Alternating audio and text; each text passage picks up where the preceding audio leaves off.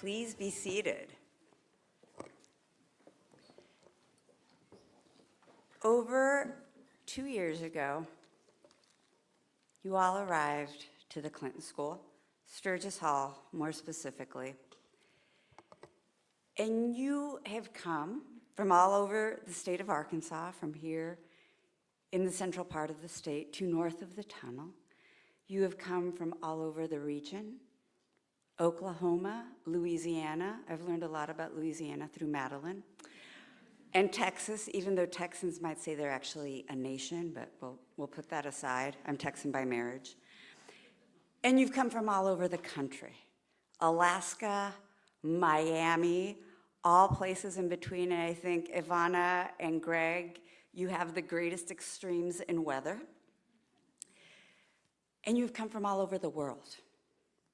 Ecuador, Botswana, Albania, and I'm leaving a bunch of other countries out. But beyond the different geographies, you all came with very different passions as well. Youth development, social entrepreneurship, environment, the list goes on and on.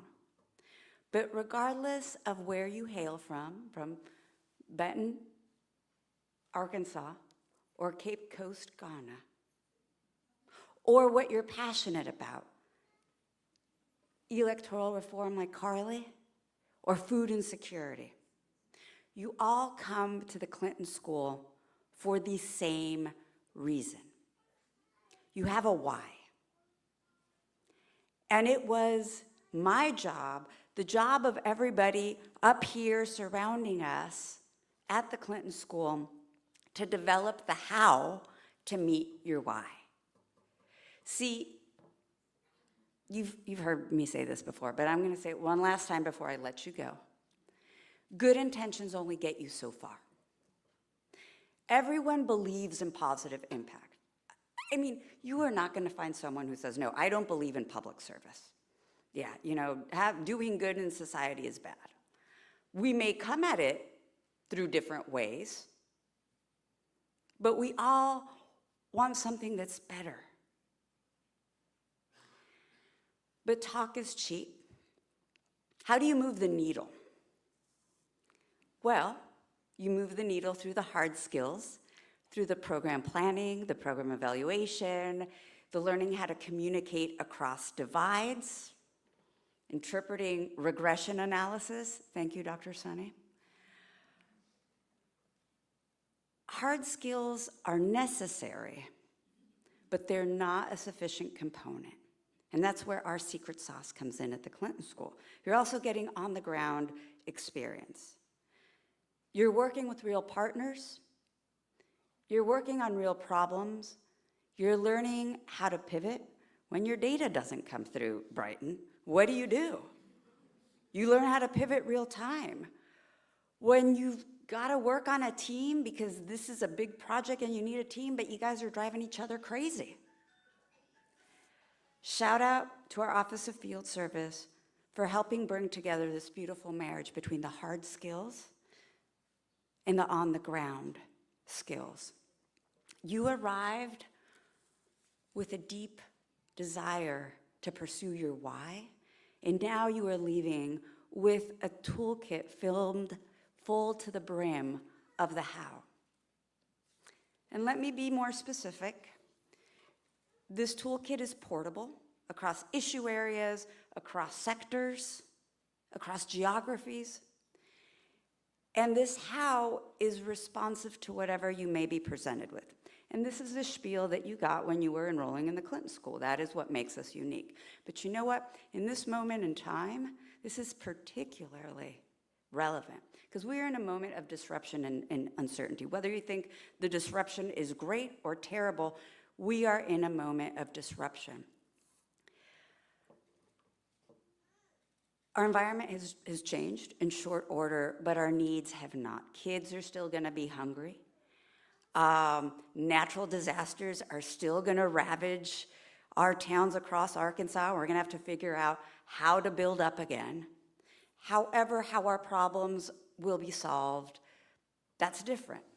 Traditionally, we were seeing more response from the federal government. That's changing. Now we're going to have to look more to cooperation between state entities, public entities, private entities, all of the above. And if there is someone who is supremely well-equipped to pivot and nimbly confront these challenges, it is you. You are prepared to lead across environments. You are prepared to be nimble leaders, and you are prepared to be leaders in times of disruption, because it is really, really easy to lead in calm times. It is in moments of uncertainty that your strength, your training, and your purpose shine through. It has been my honor to be your dean. I will always be your advocate. I will always be cheering you on from here in Little Rock, Arkansas, as will everybody else on this stage and that is part of the Clinton School. And there's another person who will also be cheering you on and who is immensely proud of you. If you could please turn your attention to a message from our 42nd president, William Jefferson Clinton.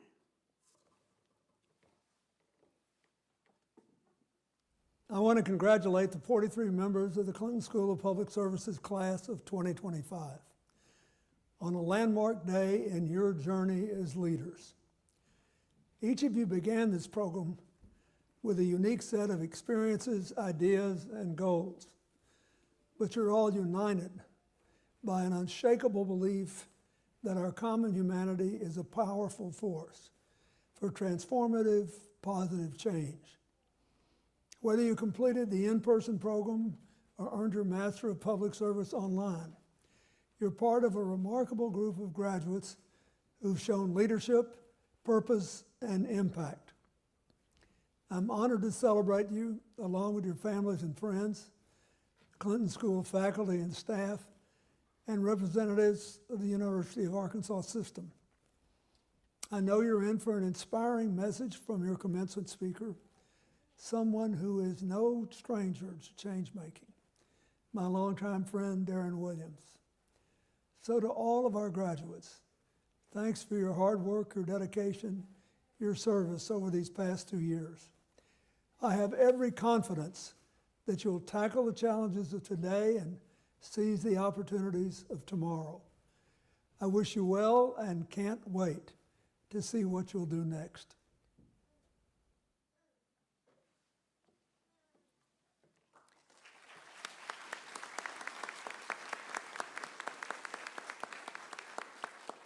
And now it is my pleasure to introduce our student speakers for our commencement ceremony, Ivana Oha and Stephanie Williams.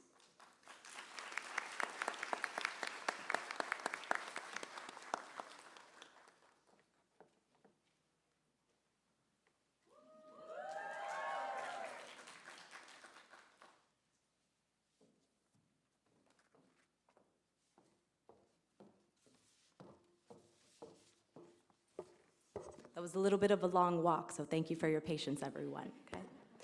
Well, thank you, Dean Soto, for the kind introduction. Good morning, and thank you, everyone, for being here with us today. My name is Ivana Oha. I am a proud member of Class 19, and I'm honored to be this year's in-person student speaker.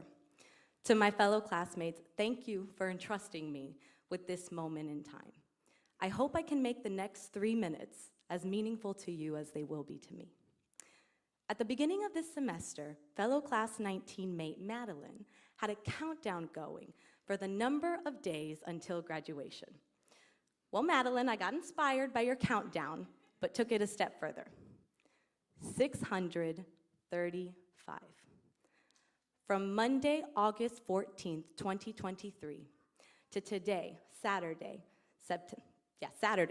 May 10th, 2025, we have been a part of one another's lives for 635 days.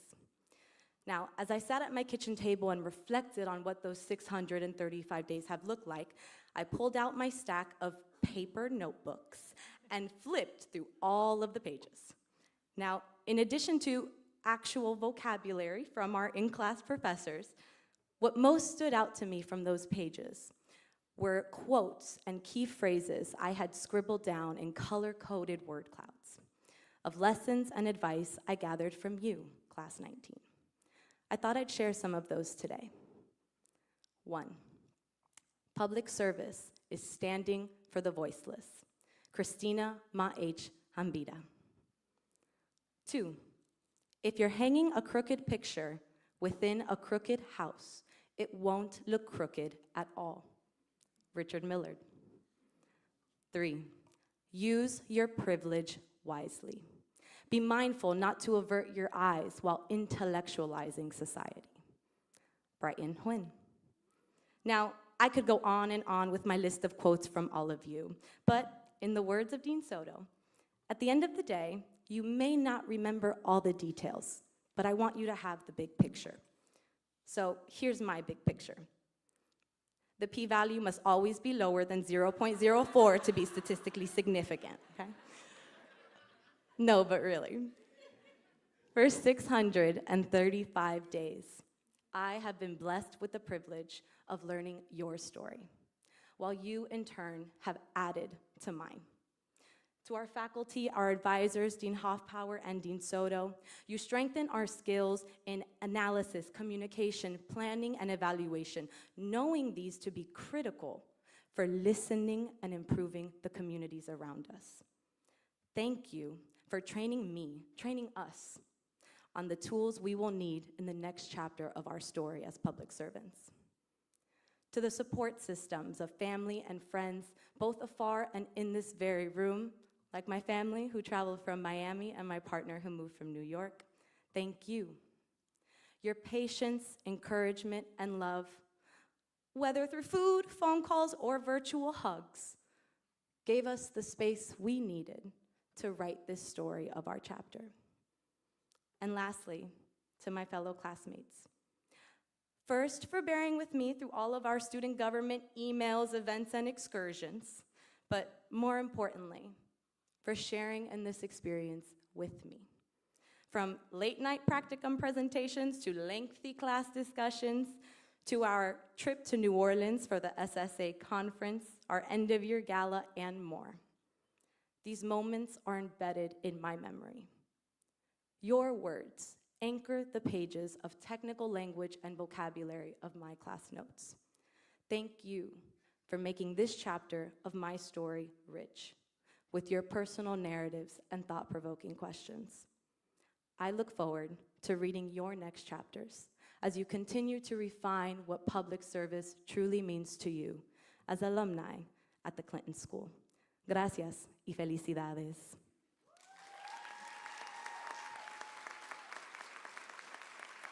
And now, please join me in welcoming fellow graduate and CSO student speaker, Ms. Stephanie Williams.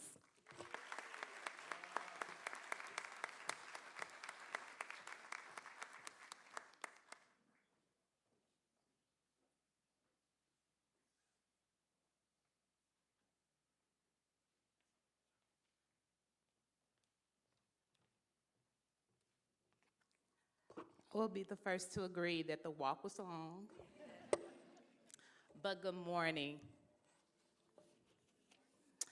Graduates and public servants, today we cross the stage smiling, waving, and celebrating a remarkable milestone in our lives. It's a significant accomplishment, and let me be the first to say, job well done. I think we can all agree that the time we sacrificed stepping away from our families, our friends, and things that we love, yes, things that we love, was worth this very moment. On today, despite all of the obstacles that we faced, the internal ones, our minds, and the things that kept telling us we couldn't do it, and those external distractions, we got it done, and we did not give up. The mission was not abandoned. This degree today is more than just an executive master's in public service. It's a blueprint. It certifies that each of us are resilient, we're called, we're chosen, and we're prepared. We're ready not only to serve the world, but to do the work and to get the job done. We know sometimes we live in an unjust world, but we will not allow those things to distract us. As we move forward, let us carry a few guiding principles. The first one, number one, is advocate for equality. Number two, always serve with compassion. Number three, lead with humility. As social justice change agents, we're on a mission. The mission cannot be accomplished alone. So be intentional about building partnerships and communities and not working in silos. The assignments ahead will not be easy. But they're absolutely necessary. They're absolutely necessary. We did not sacrifice 2 years to do nothing. You are perfect, Shauna, Isaac, Gus, Brady, and all of you sitting in the seats for the job. You're perfect to do it. Now that we have received our marching orders, which is this lovely degree, okay, we got to go forward. We have to deliberate. We have to communicate. We have to educate. We have to serve. We have to lead. We have to advocate. We have to collaborate. And we have to implement impactful and transformational solutions for the common good of our communities. The last thing I want you to remember is your community needs you, but the world is dependent upon you. Public service trailblazers, your call to action is simple. Let's go and get to work, class of 2025. Thank you.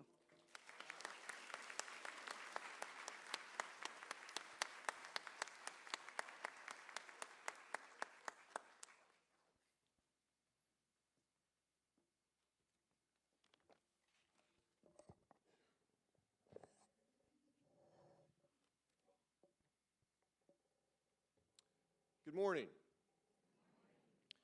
My name is Dr. Michael Moore, and I'm the Vice President for Academic Affairs for the University of Arkansas System. It's my pleasure this morning to bring you greetings from President Silveria and from the members of the Board of Trustees of the University of Arkansas. It's also my pleasure this morning to introduce the commencement speaker for the Clinton graduating class of 2025. Darren L. Williams is the CEO of Southern Bancorp Incorporated, one of America's oldest and largest community development financial institutions. A distinguished leader whose career spans business, law, and public service, Williams has delivered unique and significant impacts in the areas of finance and economic development. As the head of Southern Bancorp Incorporated, Williams oversees a mission-driven financial organization dedicated to creating economic opportunities in under-resourced communities. Long an advocate for public service, Williams served as Deputy Attorney General for Arkansas, where he focused on protecting Arkansas consumers.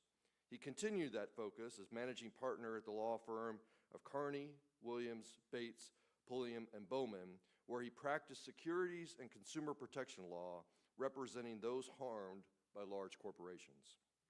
During that period, he also served 3 terms in the Arkansas House of Representatives, rising to the role of Speaker Pro Tem, where he also championed consumer rights and protections. Following his deep-rooted passion for financial access, Williams joined the board of Southern Bancorp in 2012 to support its efforts to enhance economic access in under-resourced communities, and a year later accepted the role of CEO. Under his leadership, Southern Bancorp has more than doubled in size and impact, with locations throughout Arkansas and Mississippi, and mortgage lenders across the South focused on delivering responsible financial resources to people and places that often struggle to achieve the American dream.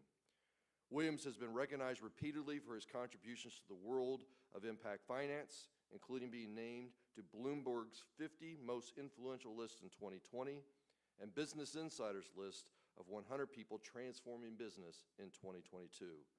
He holds a Bachelor of Arts from Hendrix College, a Juris Doctorate from Vanderbilt University School of Law, and a Master of Laws in Securities and Financial Regulation from Georgetown University Law Center.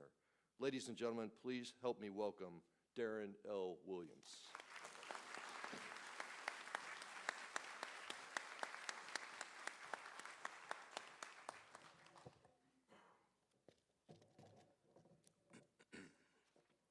Not quite that tall. Dr. Moore, thank you for that kind introduction. Dean Soto, distinguished faculty and staff, honored guests, and proud families. It's my honor to join you this morning to celebrate the Clinton School of Public Services class of 2025. Let me start by saying to the class, congratulations. And let me also give a special shout out to Hannah Malone. You know you're getting old when you remember when a student who's graduating was born. Class of 2025, you've made it. You studied, you served, you sacrificed. And today, you stand not just as graduates, but as public servants. Public servants that are shaped by purpose and grounded in justice, and that's no small thing. In a world that often shouts, me first, you shout, we first. That deserves honor. Now, tradition says I'm supposed to offer words of wisdom, but I'll be honest. Most of what I learned about leadership and service, it didn't come from the courtrooms as a class action securities litigation attorney or from the Capitol as a member of the Arkansas General Assembly or not even from the corner office as CEO of Southern Bancorp. Most of what I learned came from the kitchen table.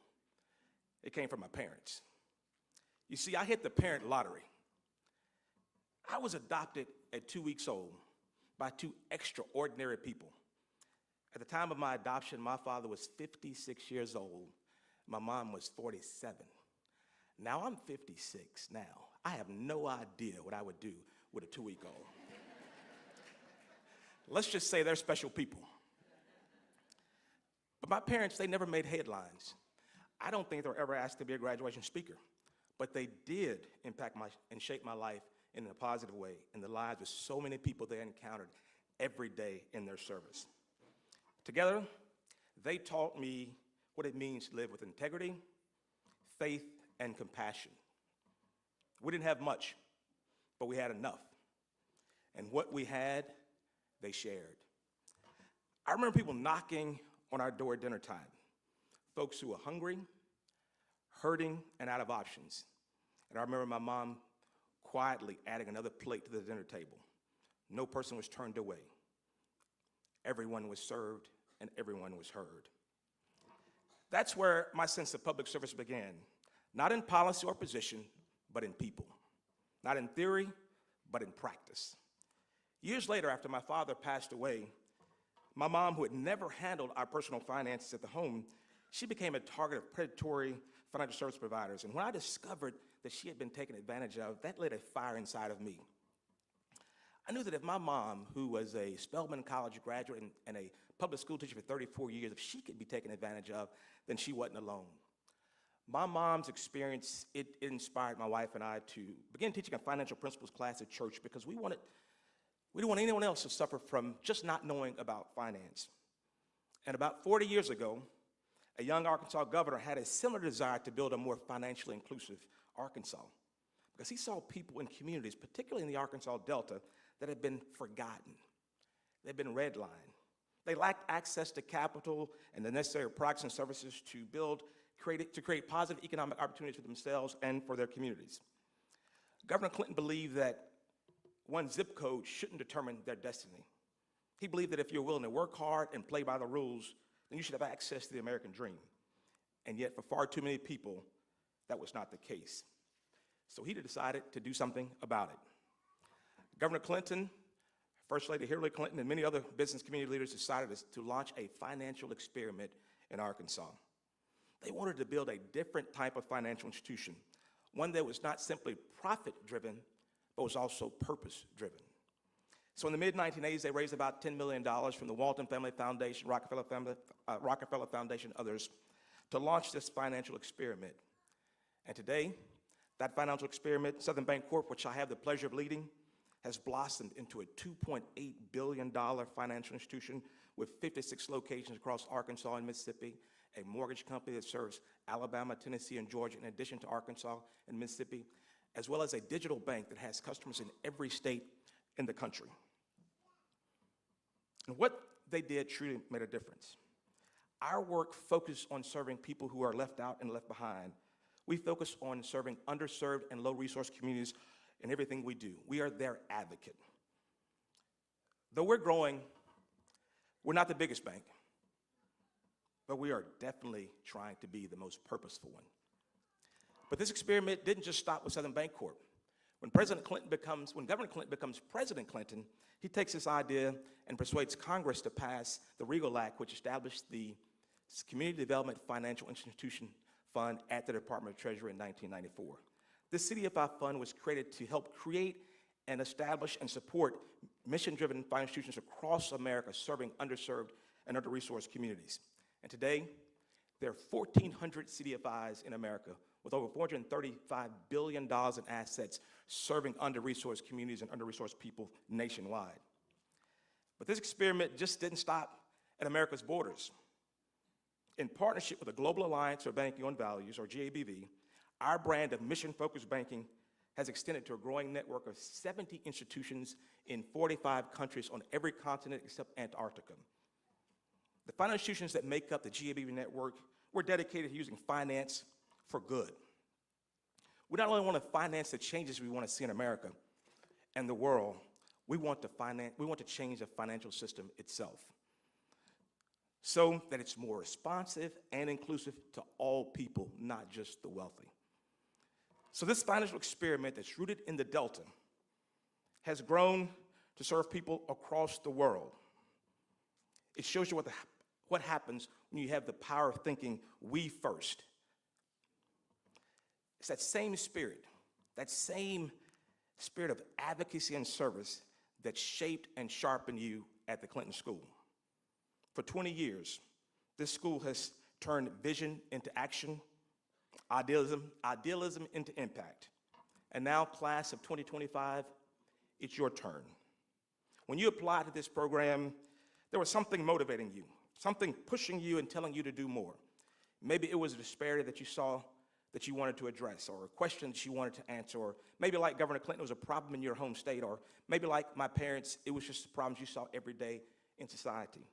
Whatever your motivation is, I'm here to encourage you to not lose sight of it, regardless of what life throws at you, because your ideas too can turn into a global movement.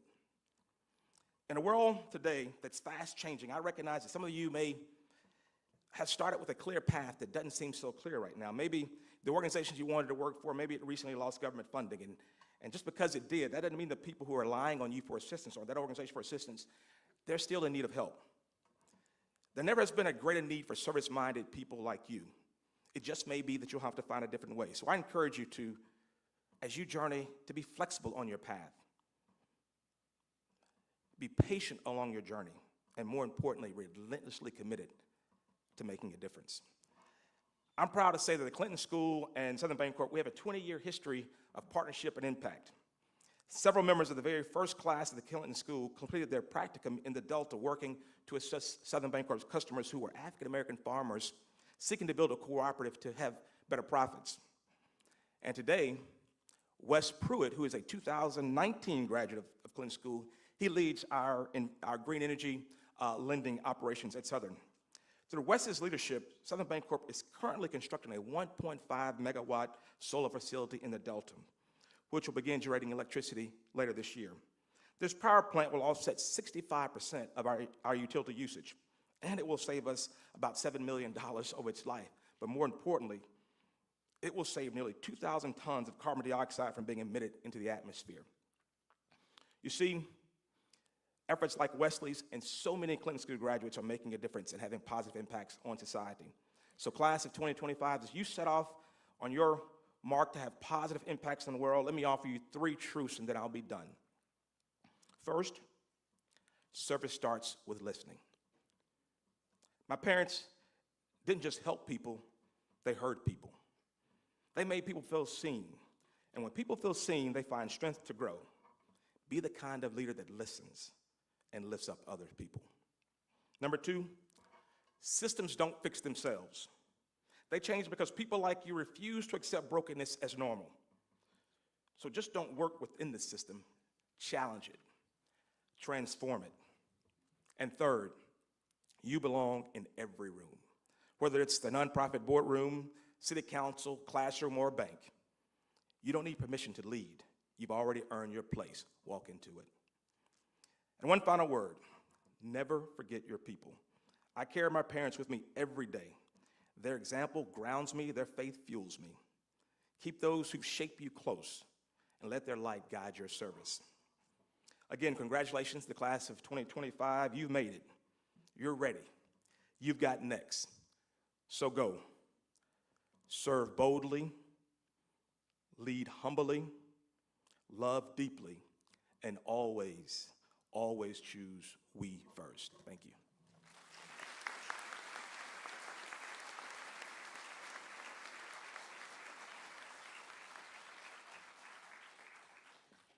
Thank you so much, Mr. Williams, for that beautiful call to action. On behalf of the faculty, it is my honor to certify the candidates for the Master of Public Service. Will all the candidates who are to receive the Master of Public Service degree please rise and remain standing? Dr. Moore, I certify to you that those candidates who have completed all their academic requirements are entitled to receive their degree. Now, by virtue of the authority vested by law in the Board of Trustees of the University of Arkansas System, I confer upon each of you the respective academic degree for which you have been recommended, with all the rights, privileges, responsibilities, and obligations appertaining thereunto, and I offer my sincere congratulations on your outstanding academic achievement. You may now take the tassel from the right side of your cap to the left.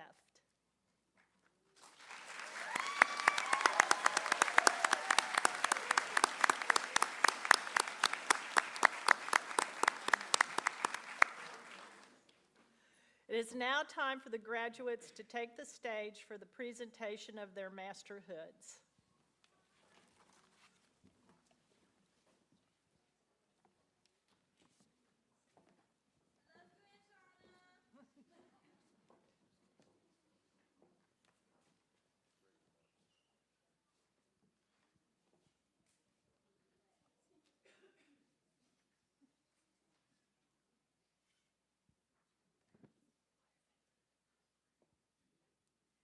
Gregory Jean Albright.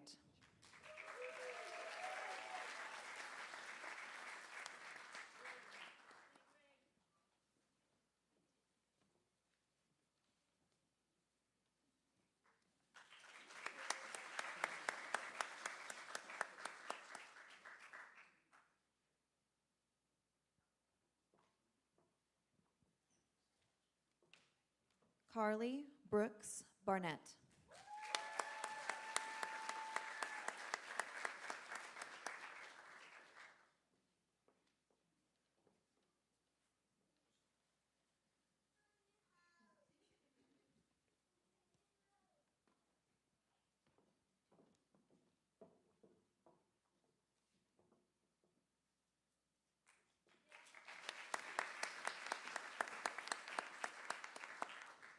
Sharon Boating.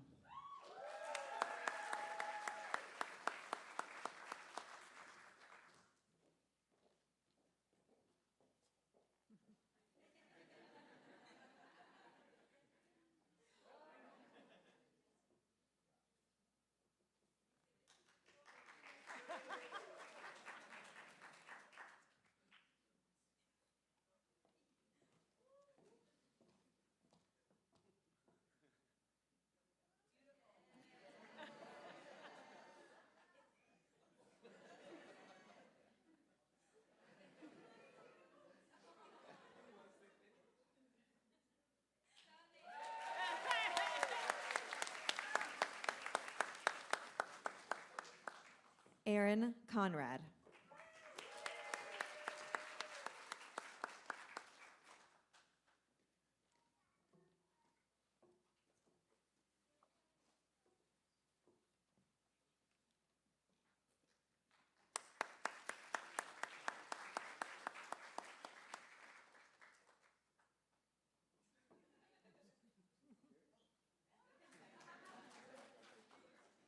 Elizabeth Ann Cumby.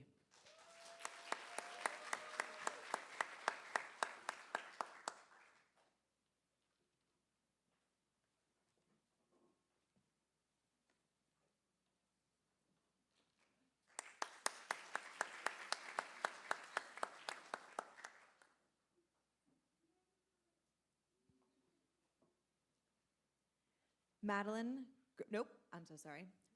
I'm really good at spelling, I promise. Evelyn Enriquez Baez.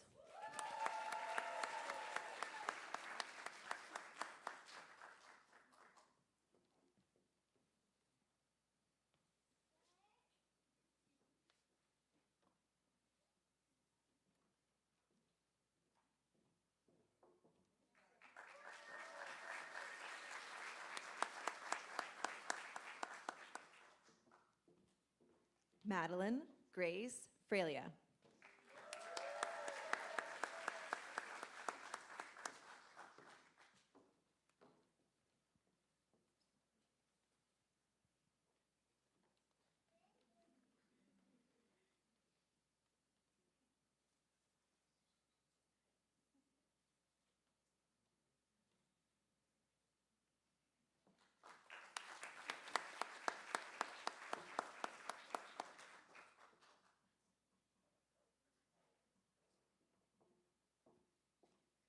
Isaac Jeremiah Frith.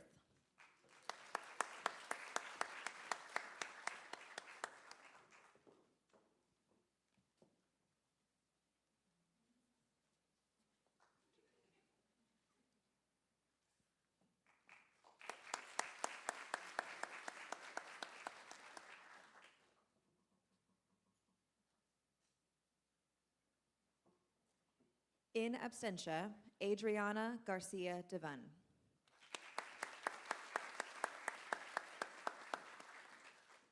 Christina K. Garlington.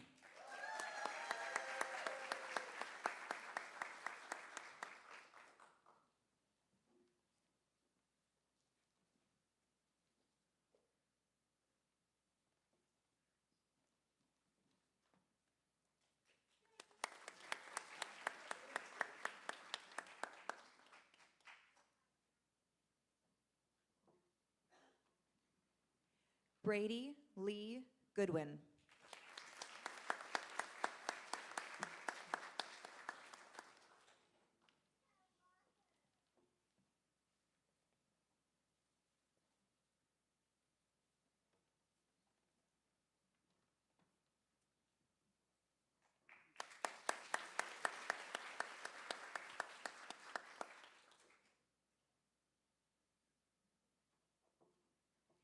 Callie Jellen Griscom.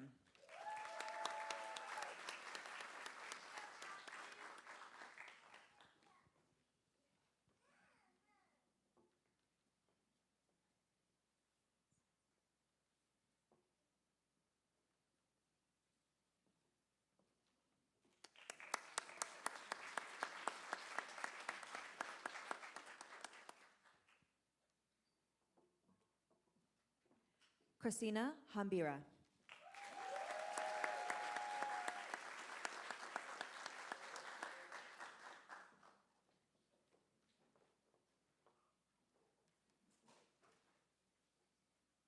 Brighton.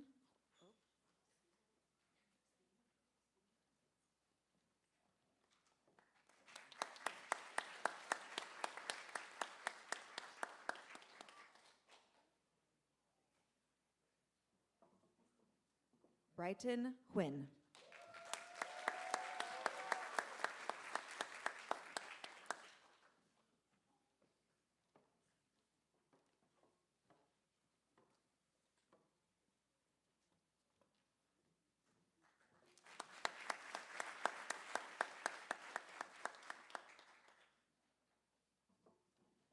Omotoyosi Kafilat Idris.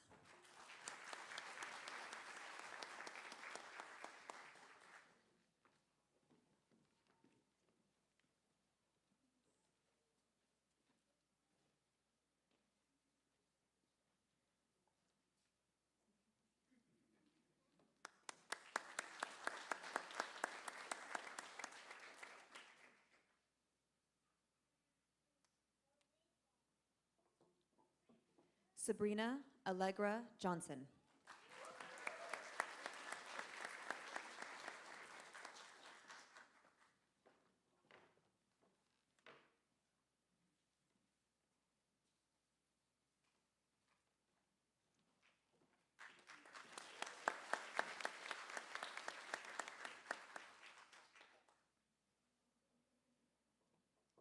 Lacey Renee Kelly.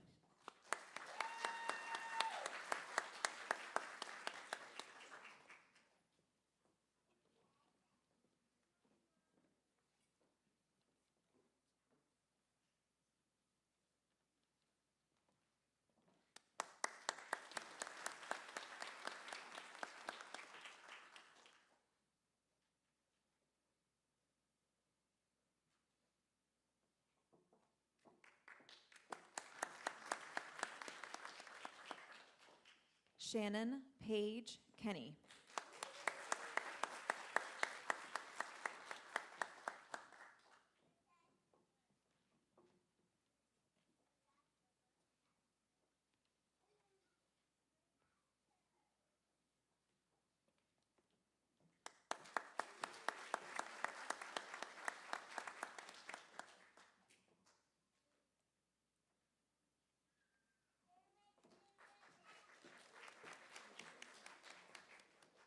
Petro Kosho.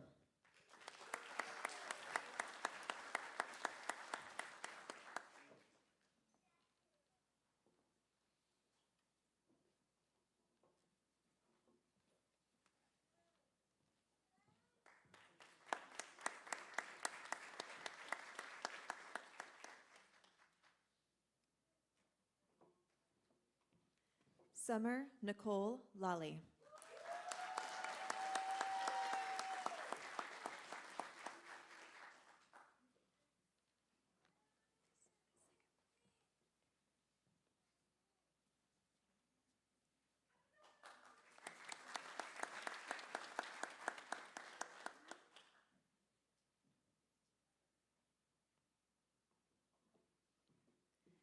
Shay Elise Mahoney Sutherland.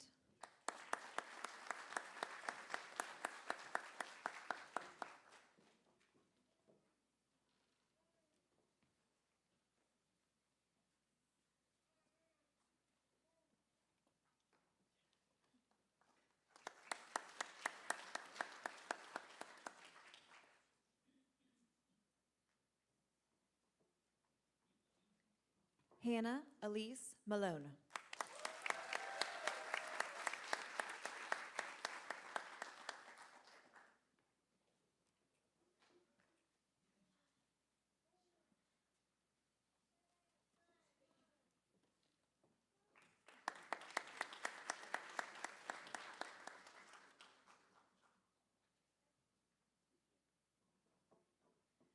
Augustus Ray Maples.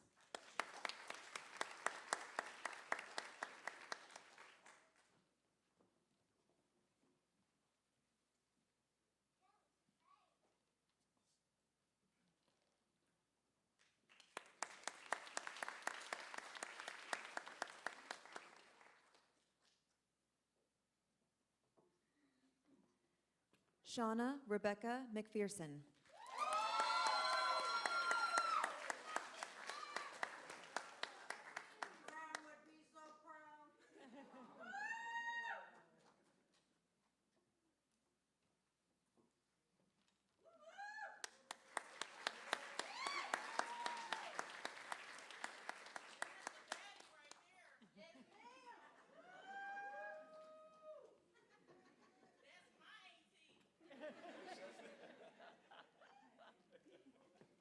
Daniela Montalvo Tinajera.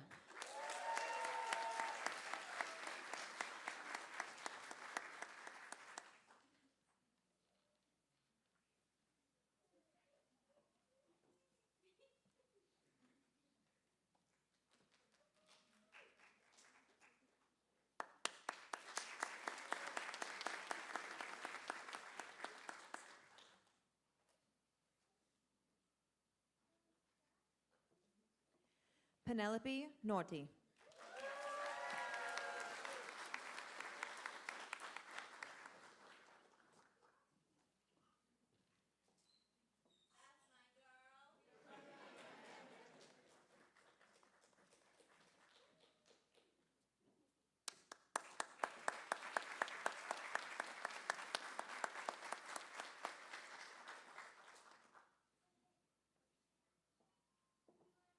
Ivana Mirna Ojeda.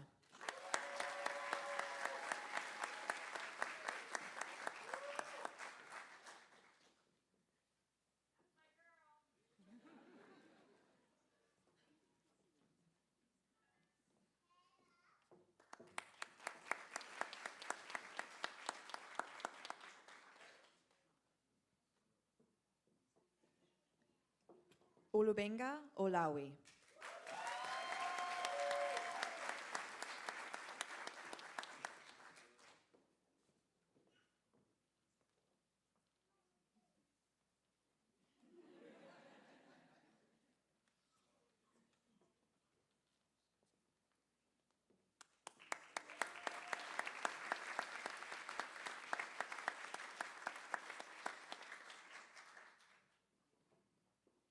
Jenna Rose Ronquist.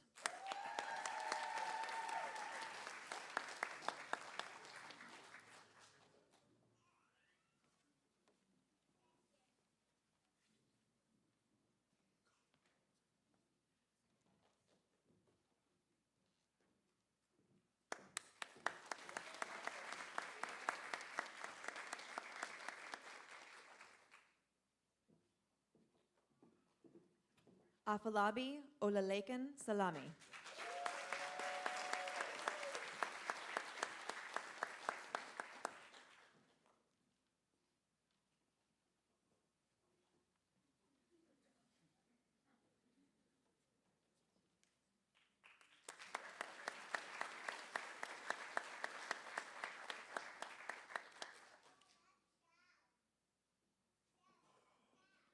Sophia Simone Sanders.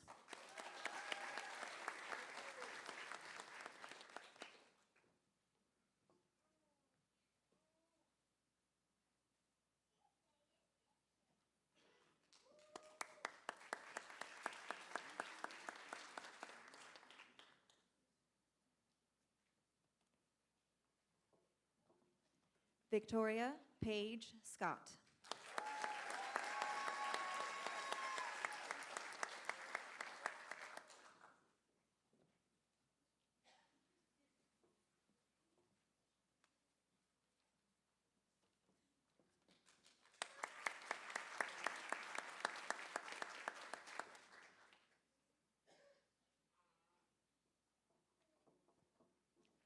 Tajay Sharp.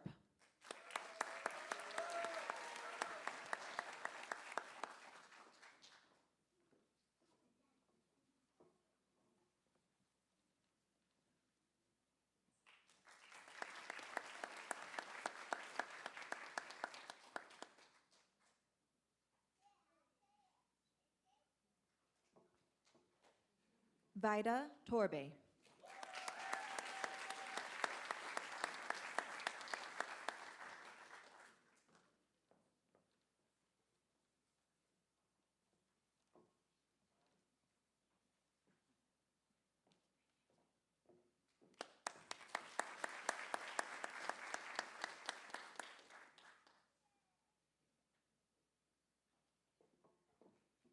Sarah Patrick Wambura.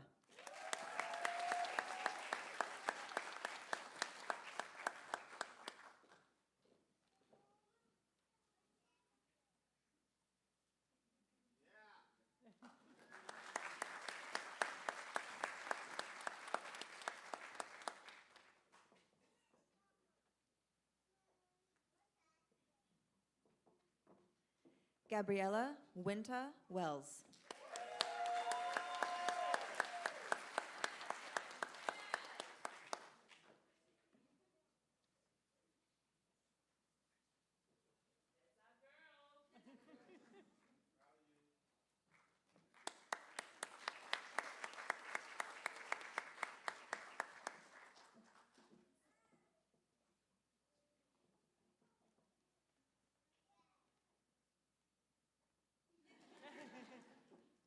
Montana, Riley, Kramer, Westgate.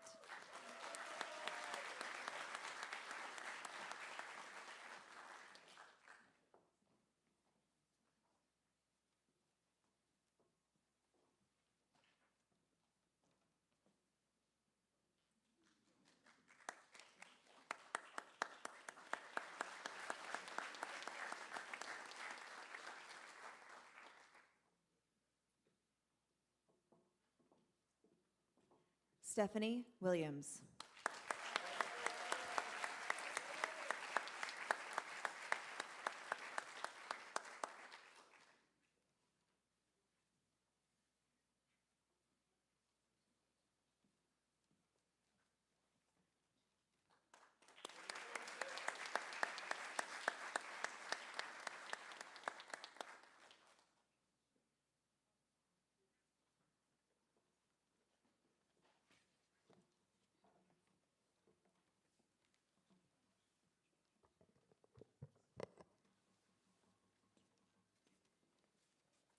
I'd like to ask all of you to give one more round of applause to Class 2025.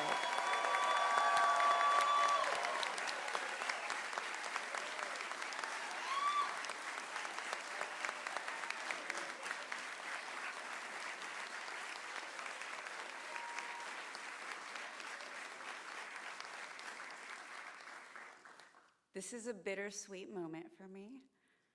I'm going to miss you, but I am so inspired and excited about what you will do in your next chapter, how you will uplift the we that Mr. Williams spoke about, strengthen our common humanity that President Clinton set as the mission of the school. Go forth and change the world. And after the ceremony, we will have time to be together in community, and I look forward to seeing you then and to continuing to follow your journey.